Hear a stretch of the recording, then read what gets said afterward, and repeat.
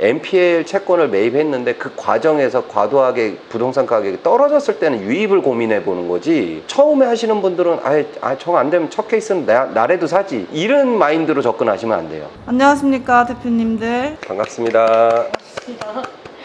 안녕하세요. 재경사 매니저 등대직입니다. 반갑습니다. 안녕하세요. 전업투자하고 있는 재경사 부매니저 희망대직자입니다. 저희가 통화를 하다가 대표님 NPL 수익 사례가 났다고 말씀을 해주셔가지고 그거에 대해서 얘기를 해보려고 하는데, 먼저 NPL이 뭔지 잘 모르시는 분들이 계실 것 같아요. 경매 물건 보다 보면은 거기에 근저당이 설정이 되어 있는데, 금융사에서 대출을 받고 정상적으로 이자가 상환이 안 될 경우에는 그게 연체가 되면은 부실채권이라고 하는데, 그 부실채권을 저희가 이전해와서 관할 법원에다가 경매 신청을 해서 채권 확보하는 투자 방식을 NPL 투자 방식이라고 해요. GPL 투자 방식은 정상채권이라고 하고 NPL 투자 방식은 부실채권이라고 하는데, 장단점은 있긴 한데 NPL 투자의 장점이라고 하면은 레버리지 활용을 할 수가 있으니까 수익이 극대화가 된다, 그런 장점이 있습니다. GPL 투자도 물론 뭐 경매도 진행할 수 있고 하지만 수익률이 NPL사보다 떨어지는 건 질권 대출을 받을 수가 없기 때문인데요. 부실난 채권의 원금이 5억이라고 했을 때 GPL사 같은 경우는 그냥 현금으로 묻어두고 투자를 해야 된다고 하면 NPL사는 그 5억의 75%를 질권 대출을 받을 수가 있습니다. 75%는 진짜 큰 것 같은데요? 근데 이것도 많이 떨어진 거죠. 24년 10월 이전에는 90%에서 90%까지. 95%까지 나왔었으니까.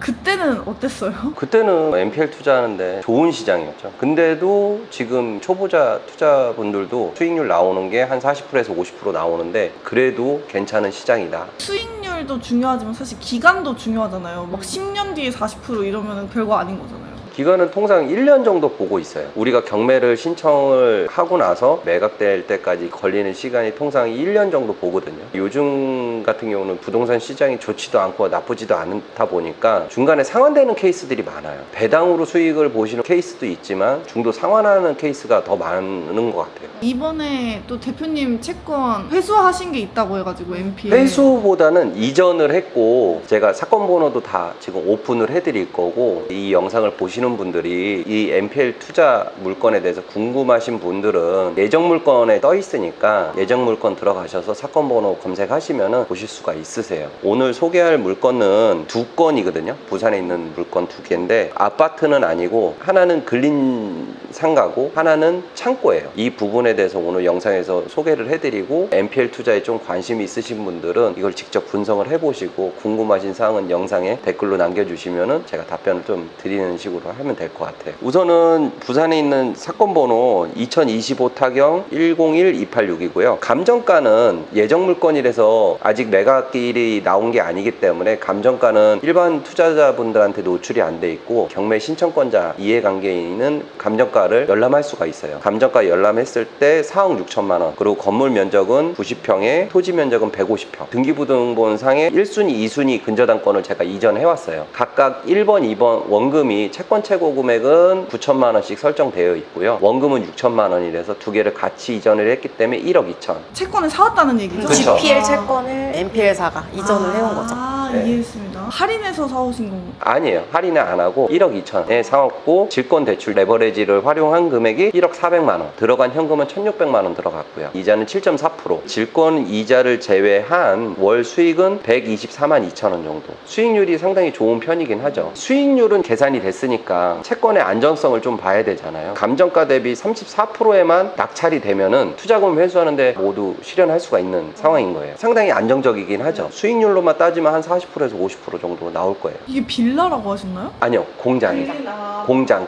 채권을 매입하기 전에 인근 부동산에다 시세를 확인해 보잖아요. 그랬을 때 시세도 감정가 정도? 4억 5천 정도 얘기는 해요. 그러니까 여기 차주분이 계속 저희한테 또 요청을 하는 것 중에 하나가, 일시적으로 지금 돈이 막혀서 그러니 추가 대출을 해줘라, 그리고 경매를 꺼달라. 대출이 1억 2천 나가 있지만 저희가 추가로 3천만 원 더 대출 나가도 안전하긴 해요. 그래서 추가적으로 대출을 나갈까 지금 고려 중에 있어요. 어차피 정도의 채권의 안전도가 있다 그러면은 다른 곳에서 대환이 들어와요. 대환을 치기 전에 저희가 먼저 추가 대출을 고려하고 있어요. 다음으로 소개해드릴 거는 2024 타경의 112020. 이거는 부산에 있는 근린 상가예요. 1, 2층으로 나눠져 있고 1층은 카페로 지금 운영 중에 있고 2층은 이제 주택으로 사용하고 있어요. 예정 물건에 들어가셔서 검색을 해보시면은 로드뷰로 보시면은 되게 건물이 깨끗해요. 차주분이 1층에서 카페를 운영하고 계시는데 건물 전체를 리모델링을 한 1억 5천을 들여서 리모델링을 하셨어요. 결론만 말씀드리자면 이 물건은 경매로 매각되진 않아요. 지난달에 제가 1,000만 원 정도 또 상한을 받았고 이번 달 말에 2천만 원 정도 또 상한을 해주신다고 하니까 매각으로 안 갈 가능성이 높아요. 우선은 소개는 드리려고 하고 있어요. 일반 투자자들은 알 수가 없는데 저희가 이제 경매를 신청했기 때문에 감정가를 열람할 수가 있어요. 감정가는 7억 6천에 나왔고요. 건물 면적은 46평에 토지 면적 40평. 이것도 마찬가지로 근저당권 1번하고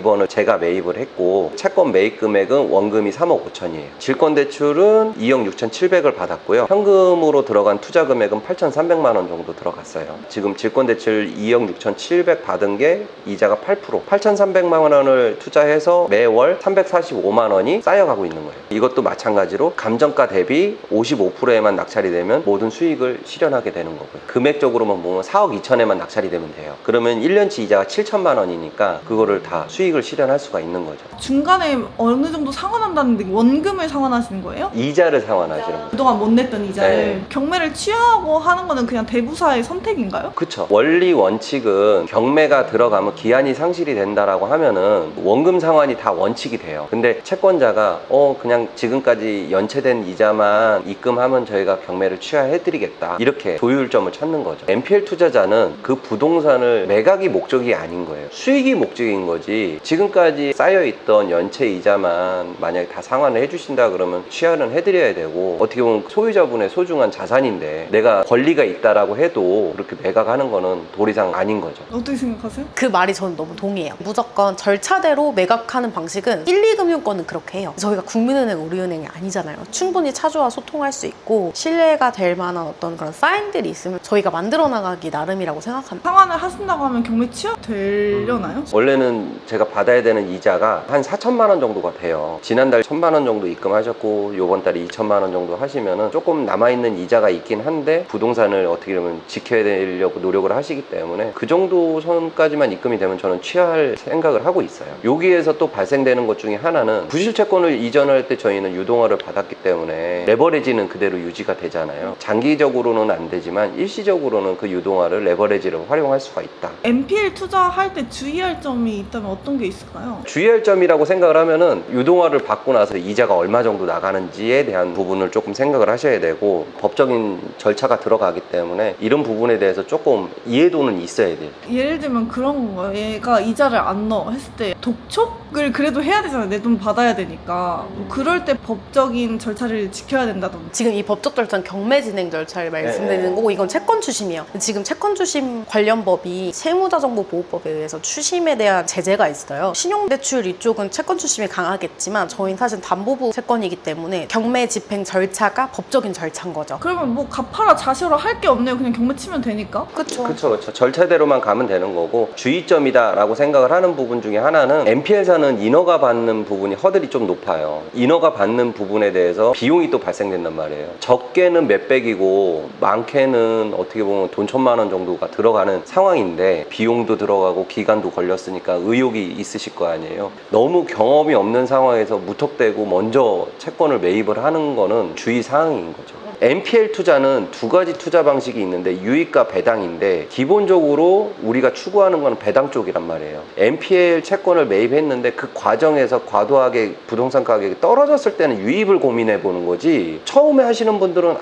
정 안 되면 첫 케이스는 나라도 사지, 이런 마인드로 접근하시면 안 돼요. GPL 채권하고 NPL 채권 안전하게 투자하는 방법이 있을까요? 돈을 잃으면 너무 아프잖아요. 두 분만의 뭐 안전하게 투자하는 방식이나 노하우가 있을지.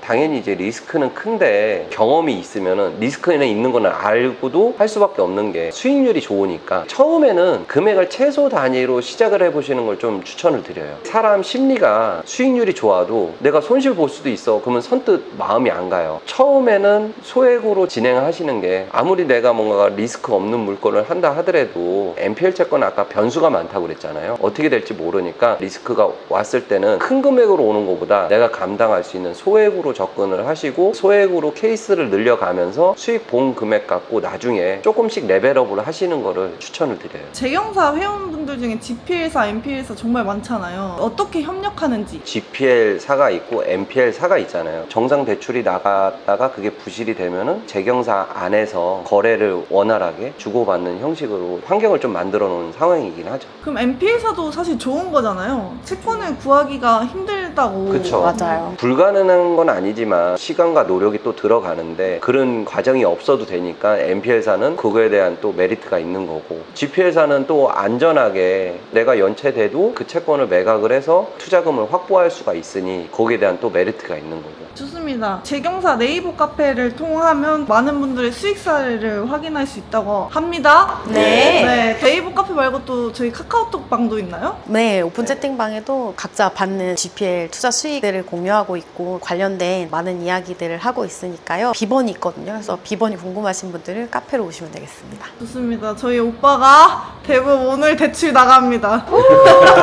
정규 강의 수강생분들도 이번 주 내로 시행이 되고 있어가지고 많은 기대가 되고 있습니다. 오늘도 고생 많으셨습니다. 고생하셨습니다.